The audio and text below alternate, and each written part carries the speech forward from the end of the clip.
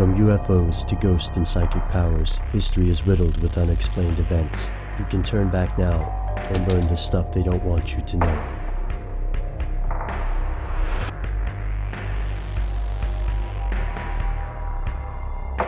Here are the facts.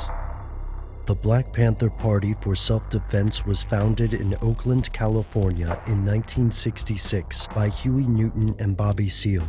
They originally wanted to protect local residents from police brutality. As the party evolved, its goals expanded. The group called for nationwide changes meant to combat racial inequality in the United States. By the late 1960s, the organization had over 2,000 members. Critics of the party saw the organization as a racist hate group, while supporters agreed with its push for equality, if not its violent methods. The federal government considered the Panthers terrorists. In the FBI's estimation, the Black Panther Party was an extremist group that advocated the use of violence and guerrilla tactics to overthrow the U.S. government. Neutralizing the Panthers and other political dissidents became a #1 priority for the FBI. But how far would the government go to prevent the spread of subversive elements? Would they, in fact, break the law? Here's where it gets crazy.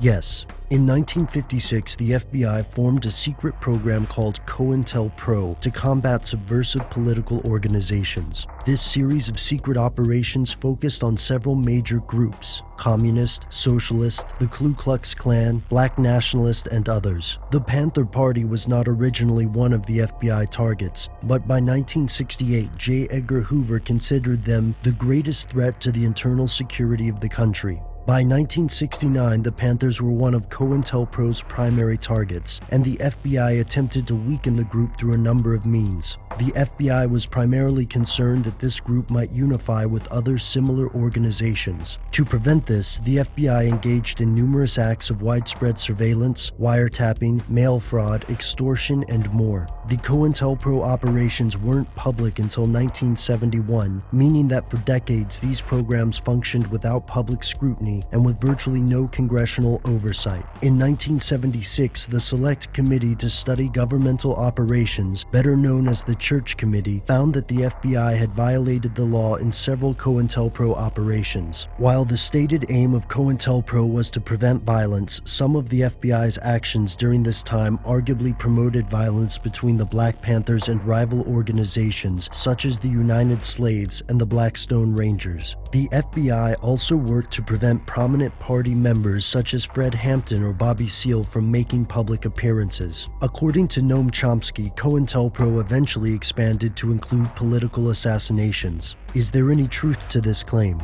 To answer this question, we must examine the death of Fred Hampton, who died during an FBI and Chicago police force raid on December 4, 1969. Hampton had a reputation as a remarkable political organizer, and he had the diplomatic skills necessary to unify rival black nationalist movements. Supporters of the Panther Party claimed that Hampton was assassinated, and that the government feared Hampton could become a visible leader unifying the Black Power movement. To this day, the FBI, the Justice Department, and the Chicago Police Force reject any claims of political skullduggery, maintaining that the raid was conducted correctly. In 1971, an activist group called the Citizens Commission to investigate the FBI stole COINTELPRO documents from a field office in Pennsylvania, exposing the project to public scrutiny. In April of the same year, the FBI terminated COINTELPRO. Yet numerous critics of the U.S. government believe that the strategies used in COINTELPRO operations are still in use today. But which strategies, and against whom? For now, that seems to be the stuff they don't want you to know.